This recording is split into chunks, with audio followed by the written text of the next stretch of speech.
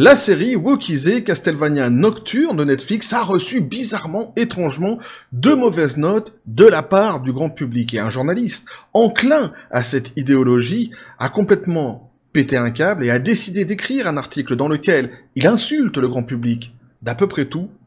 On voit ça ensemble.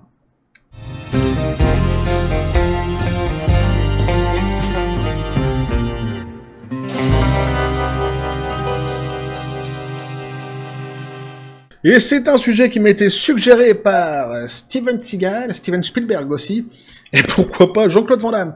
Ouais, ils étaient partis tous les trois en vacances, ils m'ont contacté, ils étaient à Côte-Bec-les-Elbeuf. Un endroit charmant pour passer des vacances charmantes. Pas du tout. Ça m'a été donc suggéré par l'Inex, eh oui, sur le Discord de la chaîne. Je l'en remercie donc vivement, petit café les copains. Alors ici, sujet fort intéressant, pourquoi? Parce que déjà ça fait écho à la précédente vidéo, souvenez-vous, Robin les Bois, Robin les Wok, ou Robin Hood, de son vrai nom, c'est à peu près la même histoire, puisque la série Robin les Bois, Robin les Wok, avait reçu de très mauvaises notes de la part des consommateurs, du grand public, de ceux qui payent, tout simplement, et le réalisateur était venu, alors c'était sur les réseaux sociaux, plus spécifiquement, pour insulter quiconque avait mis une mauvaise note justement à sa série, en les insultant donc de racistes, puisqu'il était impossible pour lui, inconcevable, que sa série peut-être soit tout simplement mauvaise, ou que certains peut-être aient mis une mauvaise note dès le début pour contester, une note de contestation quant à un produit une fois de plus propagandiste, idéologique. Non, pour lui tout cela c'était forcément impossible, c'était obligatoirement parce que les gens, ceux qui avaient mis ces notes-ci, étaient des racistes. Alors, ici, c'est à peu près la même histoire, puisqu'on a la série donc Castlevania Nocturne, qui elle aussi reçoit de mauvaises notes, oui, mais alors c'est la même histoire, à ceci près que, et là c'est intéressant, parce que souvent je dis qu'il y a une connivence assez évidente, me direz-vous, entre la presse mainstream, une grande partie en tous les cas de la presse mainstream, et le côté woke de la force. Pour ne citer qu'un exemple, et en restant dans le contexte justement ici, eh bien, les insultes. C'est-à-dire qu'on a vu très souvent des médias, des presses, donner une tribune à certains réalisateurs, acteurs, que sais-je encore, scénaristes, qui venaient donc insulter publiquement dans certains articles, le grand public, les consommateurs, ceux qui payent, tout simplement sans qu'ils ne soient jamais repris par ces mêmes journalistes, qui pourraient leur dire peut-être que les insultes sont quand même pas hyper appropriées, peut-être qu'il faudrait mettre de l'eau dans son vin, peut-être qu'il y a d'autres raisons à chercher quant à un échec sur une certaine production. Non, ils ne sont jamais repris, au contraire, ils sont plébiscités par ces mêmes presses. Pourquoi? Parce que les deux parties sont liées par cette même idéologie, qui est l'idéologie woke, et donc à la fin, évidemment, on constate très facilement cette connivence malsaine entre les deux parties. Ici, ce qui est intéressant, c'est que justement, donc c'est un journaliste qui vient péter un câble, littéralement, et qui vient insulter d'à peu près tout d'ailleurs, tous ceux qui auront mis une mauvaise note à cette fameuse série. Et là où c'est vraiment hyper intéressant, c'est qu'on a son déroulé propagandiste ici dans l'article, on a son chemin de réflexion, pourrait-on dire aussi, ça va nous permettre justement de le décrypter, de voir ensemble ce qu'il en est, peut-être qu'à la lecture de cet article-ci, à la fin, eh bien, d'un commun accord, on se dira tous, en fait, non, les insultes sont validées, il avait raison, il nous a très bien expliqué son point de vue, et il a tout à fait raison, ou pas. Suspense. Donc, dès le début, on nous dit ici dans le titre, Castlevania Nocturne de Netflix prouve à nouveau l'inutilité des avis des utilisateurs. Donc direct, t'es dans le bain. Lui, les débats, les avis contraires, les discussions, il en veut pas. Non, que les gens qui payent ces fameuses plateformes de streaming aient quelque chose à dire, un avis à donner sur les produits qui leur sont proposés, il n'en veut pas. Lui, ce qu'il voudrait, c'est que les produits soient consommés, qu'ils soient tout simplement diffusés, et que ceux qui payent, tout simplement, la ferment, et que les seuls qui soient autorisés à donner leur avis sur ces fameuses productions soient des gens qui sont choisis, et dont lui fait partie. Évidemment. Donc là, on est vraiment dans l'élégance woke, dans cette ouverture d'esprit extraordinaire. On peut évidemment constater ici, on ne critique pas le régime. C'est exactement ça. C'est fou, mais c'est ça. Et c'est dans le titre, dès le début. Ça vous place un petit peu quand même le personnage. Alors, juste une petite parenthèse, moi Castlevania, c'est une licence que j'ai connue petit. C'est un des tout premiers jeux que j'ai vu tourner de mes yeux. Alors là, c'était pour le coup sur un ordinateur, chez un pote de mon frère, il me semble, et on a tous eu comme ça des connaissances, hein, pour ceux qui sont des années 80, ou des potes, où t'allais chez eux et ils avaient un ordinateur, ou ils avaient une console que toi t'avais pas. Et t'avais pas le droit de toucher, t'avais pas le droit d'y jouer, t'avais le droit que de regarder le type. Et si t'avais le malheur d'essayer de toucher le clavier, le truc... Mon père, il m'a dit que c'était que pour moi, t'as pas le droit d'y toucher. Et toi, t'étais comme un con et tu regardais le jeu tourner. Bah ici, c'est exactement le cas avec Castlevania, c'est à peu près tout d'ailleurs. Ce que je sais de cette licence, je connais pas grand-chose hein, sur Castlevania, c'est pas trop mon délire à la base. J'aime bien, mais sans plus. Et ici d'ailleurs, je devrais rajouter que avoir vu ou non la série, c'est pas important pour comprendre l'article. Ici, ce qui nous intéresse, c'est le déroulé, intellectuel ou non d'ailleurs. Hein, de ce fameux journaliste. Bref, je referme la parenthèse. Alors, il nous dit donc, hein, j'étais ravi de voir que Castlevania Nocturne de Netflix était extrêmement bien évalué. 100% sur Rotten Tomatoes, la tomate pourrie. Donc lui, il voit ici, donc, hein, sur sa capture d'écran, 12 critiques de la presse mainstream qui mettent tous 100% d'avis positifs à une série. Là, il est pas choqué. Ah, c'est normal? Ah non, quoi? C'est quoi? C'est un produit woke? Bah voilà, 100%, c'est bien. Ah, je te dis, on critique pas le régime. À la hauteur des scores élevés de la série précédente, l'une des meilleures adaptations du jeu de tous les temps. Mais j'ai été perplexe dans le score d'audience de 52%, littéralement la moitié de 100%, une note pourrie, pour ainsi dire. Ben oui, alors là, par contre, il est perplexe. On se rend compte d'ailleurs qu'il est bien meilleur en mathématiques qu'en réflexion globale, hein. En tous les cas, on va pouvoir le constater assez aisément ensemble en lisant cet article. Mais là, il est perplexe, tu vois, 52%, c'est pas normal. Qu'est-ce qui se passe? Pourquoi? D'ailleurs, en plus, ici, c'est marrant parce qu'il dit 52%, alors que sa capture d'écran, c'est 53%. Et alors, faut pas qu'il aille voir les notes actuelles, parce que si à l'époque, on était sur 250 votes de la part du grand public, maintenant, on est à plus de 1000 votes, et la note a dégringolé à 45%. Donc là, il tomberait de sa chaise woke, évidemment, il se brûlerait les cheveux bleus, sans doute, à voir les notes qui sont données actuellement. Alors, par contre, aussi, c'est pareil, pour la presse mainstream, on est passé de 12 avis à 15. Par contre, on reste sur du 100%. Mais donc là, il comprend pas. Donc il dit, je me demandais ce qui se passe ici. Ah, à ton avis, les gens n'aiment pas un produit woke, c'est étonnant quand même.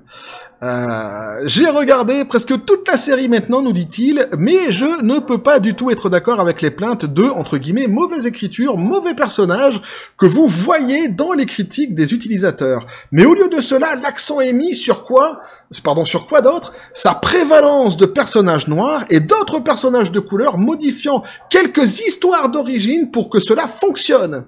Il y a un fil conducteur d'oppression et d'horreur de l'esclavage dans l'intrigue, et en dehors de cela, l'accent est également mis sur les personnages homosexuels. Donc ici, c'est hyper intéressant parce que lui, il met l'accent sur donc les nouveaux personnages qui ont été inclus ici. On est donc visiblement face à du blackwashing, où donc lui, il met l'accent sur la couleur de peau des personnages qui seraient un problème ou leur orientation sexuelle. En revanche, on peut lire aussi, et ici c'est même lui qui le dit, que dans les critiques qu'il a lues, ce qui est reproché, c'est que ces personnages en fait ont été inclus et que ça a dû donc modifier quelques histoires d'origine pour que cela fonctionne. Donc en gros, ce qu'on comprend ici, c'est que le problème n'est pas la couleur de peau des personnages, ni leur orientation sexuelle, mais tout simplement qu'il ait fallu réécrire le matériel source pour correspondre, pour que cela fonctionne, nous dit-il ici, hein, pour correspondre donc à la propagande qui était voulue. C'est ça qui gêne tout simplement les fans, et là, il n'y a pas besoin d'avoir fait des études supérieures pour le comprendre. Mais lui ne retient que le fait que les personnages étaient des personnages de couleur ou d'orientation sexuelle quelconque, d'ailleurs, on s'en fout de leurs orientations sexuelles à la base. Mais lui non, lui il ne voit que ça, même si, dans ce qu'il dit ici, il dit lui-même que les critiques en fait tournaient autour du fait que ce qui avait pas plu, c'est que l'histoire avait été réécrite, surtout. Plusieurs critiques qualifient la franchise de ruinée et sont bouleversées. Annette est celle qui passe le plus de temps à l'écran. Mes préférés dans plusieurs des critiques, c'est qu'ils l'appellent le Wokelvania, l'inclusion la plus déformée du mot woke que j'ai jamais vue. Alors ici, ce qui est intéressant, c'est qu'on se rend compte déjà que c'est vrai, le mot woke, ils le détestent. C'est-à-dire que quand c'est eux qui l'utilisent, il n'y a aucun problème, mais dès lors que un produit en fait est pointé du doigt et qu'on l'appelle un produit woke, là ça les agace, ça les énerve prodigieusement. Mais c'est vrai qu'ici, je lui donne raison sur un point. le jeu de mots Wokelvania est pourri. Il était quand même assez pourrave. Moi, j'aurais appelé ça Castelvawok. Tu vois? Ah, là, c'est plus classe. Il y a plus d'élégance. Tu vois, c'est plus universel, plus facile à dire pour tout le monde. Castelvawok. Un peu comme Roman et Wok, mais avec Castelvania. Wokelvania, c'est vrai que là, les mecs, bon, ils ont pas fait preuve d'une subtilité intellectuelle. Enfin, on s'en fout quelque part, mais bon, c'est vrai que lui donne raison. Alors, il me dit donc ici donc une autre critique dit par exemple l'émission vous rabat constamment, ou plutôt vous martèle constamment dans la tête des sujets de discussion du moment, c'est-à-dire en gros des sujets propagandistes et politiques. Donc on a ici donc deux critiques qui sont émises, l'une sur le fait que pour pouvoir inclure des personnages, comment je pourrais dire, plutôt on va reprendre la phrase. Ce qui est reproché, c'est que le matériel source a été réécrit sur l'autel, voilà, de certains personnages qui ont donc été implantés pour correspondre à une idéologie, un message politique, une propagande, ça c'est la première critique. Et la deuxième critique, c'est qu'en plus ce message est visiblement martelé sans cesse dans la série. Ce sont donc les deux critiques qui sont faites ici. En aucun cas, il y a une question de racisme, ou d'homophobie, ou quoi que ce soit, ou de sexisme, puisqu'on va voir qu'en plus il sera question après, eh oui, ah, mais tout y est, là, vous allez voir, il sera aussi question de sexisme. Enfin, la lecture de ce qu'on peut voir, justement, ici, de ce que lui-même il écrit, hein. C'est la conclusion qu'on peut faire. Il dit, c'est un bon spectacle, mais peut-être, ça se trouve, c'est vraiment un bon spectacle, en fait, la question n'est pas là.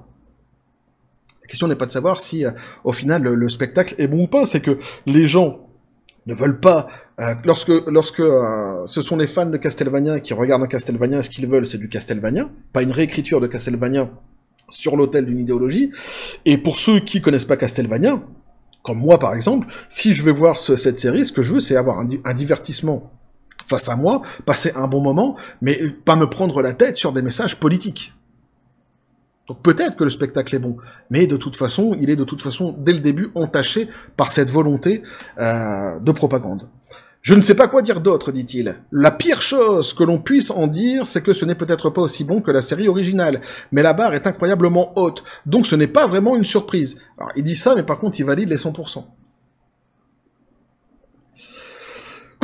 Qui sont donnés donc par la presse mainstream. Je ne peux pas vous dire à quel point je suis épuisé par les avis des utilisateurs sur des projets comme celui-ci. Alors ici, qu'ils se rassurent, nous aussi, hein, on est quand même assez éreintés, épuisés, d'autant de produits woke qui sortent dernièrement. Et alors ce qui est marrant, c'est, il emploie le terme de projet. Des projets. Des projets comme celui-ci. C'est-à-dire qu'en fait, il y aurait plusieurs projets qui seraient comme celui-ci. Donc c'est marrant parce que si tu enlèves maintenant le mot projet et que tu mets propagande, ça marche aussi. Je ne peux pas vous dire à quel point je suis épuisé par l'avis des utilisateurs sur des propagandes comme celle-ci. Ah oui, parce que pourquoi utiliser le terme des projets comme celui-ci? De quoi tu nous parles? Est-ce qu'on n'est pas normalement face tout simplement à un produit qui devrait être un divertissement? Il n'y a pas de projet à ça. À part si, le projet de vouloir divertir les gens. Mais visiblement, ici, ce n'est pas... l'utilisation du mot projet ne va pas dans ce sens-ci. Cela continue de se produire encore et encore, nous dit-il, lorsqu'une propriété intellectuelle établie inclut des caractères de couleur et d'orientation sexuelle différentes. Alors là, c'est très intéressant à décrypter. Pourquoi? Parce que d'abord, on se rend compte qu'à la fin de la phrase, il revient une fois de plus sur la couleur de peau et sur les orientations sexuelles des protagonistes dans l'histoire. En revanche, ce qu'il dit juste avant, c'est que ça se produit à chaque fois que on touche à une propriété intellectuelle établie, qui inclut donc ces personnages-ci. Donc en réalité, il est en train de nous expliquer que dès lors qu'un produit connu est travesti pour pouvoir devenir un message politique incluant certains personnages, peu importe leurs orientations sexuelles ou leur couleur de peau, il s'avère que c'est vrai, c'est quasiment à chaque fois systématiquement les mêmes orientations sexuelles et les mêmes couleurs de peau, mais ici, peu importe, ça gênerait donc les consommateurs. Mais j'ai presque envie de dire oui. Et alors je vais donner un exemple qui est très très simple à cela. Tu prends par exemple, moi, je suis quelqu'un qui aime beaucoup Chopin. Ah ouais, c'est comme ça, c'est étonnant, mais c'est comme ça. Le musicien, pas le plaquiste. Il y a forcément un plaquiste qui s'appelle Chopin quelque part, mais pas lui. Le musicien, le pianiste. Et si tu prends par exemple, pour un exemple très concret, très facile à comprendre, la marche funèbre. Tu prends la marche funèbre de Chopin. Si tout d'un coup, une production décidait de reprendre cette fameuse marche funèbre, bien connue de tout le monde, et qu'il décidait d'en couper un moment pour mettre une nouvelle musique à l'intérieur, ce serait pas donc la marche funèbre. Bon, déjà, ça serait gênant. Mais ils vont pas y ajouter une samba brésilienne au milieu de la marche funèbre. Non. Ils prennent des chants, par exemple, comment je pourrais dire, des chants politiques, des chants militaires. Ouais, c'est ça, des chants militaires, et ils te calent ça en plein milieu de la musique, la marche funèbre.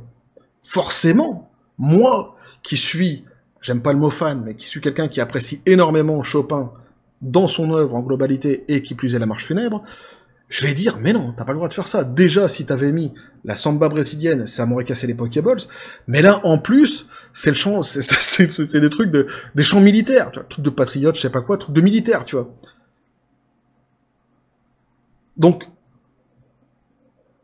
dans cette musique, dans cette propriété intellectuelle établie, tu as décidé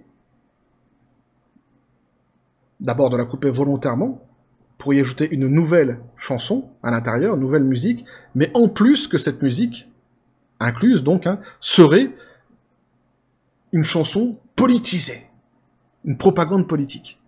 Forcément, ça ne va pas passer. Forcément, ça va agacer. Et si ceux qui chantent dans cette chanson militaire sont des Mexicains, des Sénégalais, bonjour Sénégal, Nengalef, peu importe, que sais-je, et que tu viens derrière et que tu dis mais non, mais t'as pas le droit de faire ça, ces personnes-ci vont me dire à moi, ah, tu contestes parce que ce sont des Sénégalais, des Mexicains qui chantent, donc t'es raciste. Non, ça n'a rien à voir avec ça. C'est le fait que tu aies complètement travesti une œuvre sur l'autel d'une propagande idéologique qui me casse les Pokéballs profondément. C'est exactement ça ici. Je peux pas donner meilleur exemple. Ah si, sans doute qu'il y a des meilleurs exemples, mais en tous les cas, moi, pour le coup, ici, je ne trouve que celui-ci. Voilà. Mais lui, il ne voit évidemment que les chanteurs mexicains qui sont dans son champ politique. Et si ça se trouve, tu sais même pas que dans ceux qui chantent, t'as des homosexuels, et en plus, il y a des homosexuels, donc t'es homophobe. Je savais même pas qu'il y avait des homosexuels, de quoi tu me parles. Je te parle du champ politique, moi, en plein milieu de la marche funèbre. Réveille-toi un petit peu, quoi. Mais c'est ça, en fait. Bref, donc, on continue. Rotten Tomatoes a un problème particulier avec cela, nous dit-il. Ils ont réprimé les avis des utilisateurs concernant les films, étant donné qu'il existe un système en place pour prouver que vous avez regardé le film avant de mettre une note. Cela a été institué après un bombardement massif de Captain Marvel en raison des commentaires désinvoltes de Brie Larson à propos de l'industrie critique dominée par les hommes. Et là, il te dit, ce qui est absolument vrai.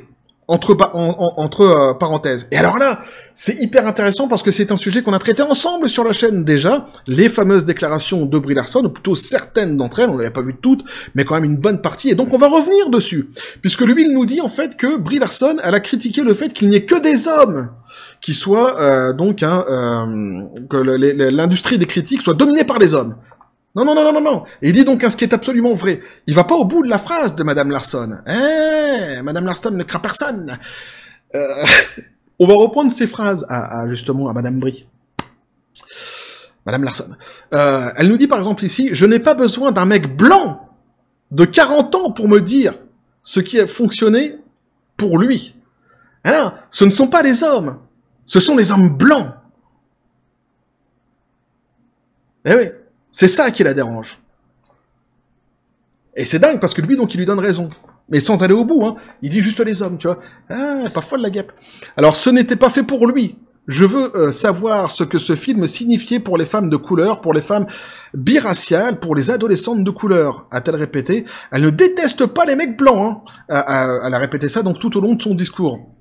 Et après, donc, on nous dit dans une interview de 2019 à Marie-Claire UK, Larson s'est à nouveau ouvert sur le sujet. J'ai commencé à prêter attention à ce à quoi ressemblaient mes journées de presse et aux critiques qui passaient en revue les films. J'ai remarqué que c'était majoritairement des hommes blancs. Donc, une fois de plus, elle appuie sur le fait que ce soit des hommes blancs. C'est ça qui l'agace, pas le fait que ce soit des hommes. Eh oui, monsieur, le journaliste. Il faut dire les choses dans leur intégralité. Pour ceux qui veulent après lire hein, le reste de ces commentaires, je vous invite évidemment à y aller. Hein. De toute façon, je mets à chaque fois le lien des articles dans les descriptions des vidéos. Mais vous voyez quand même, ici la subtilité est intéressante, c'est-à-dire qu'il donne raison à Brie Larson, lui il sait bien ce qu'elle a dit, hein. Il n'y a pas de souci. C'est son métier quelque part, au moins il sait ce que Brie Larson elle a dit. Mais quand il le dit, lui, il va pas au bout, il parle uniquement des hommes. C'est pas vrai. Ce qu'elle aime pas, c'est les hommes blancs. Vous voyez, son message était raciste. Complètement raciste. Évidemment. Imagine qu'elle aurait dit ce que je fais le bilan sur mes journées de presse et j'en ai marre de voir que des hommes noirs. Ah évidemment, les gens ils auraient dit ah bah non mais comment mais c'est raciste ce que tu dis. Oui ça l'est. Mais en fait ça l'est aussi quand tu dis homme blanc. Hein. C'est pareil. Et depuis donc cette foule la poursuit. Ah, genre elle est traquée, c'est la meuf quoi. Non, les gens ils ont juste pas apprécié évidemment. Du racisme, qui va apprécier?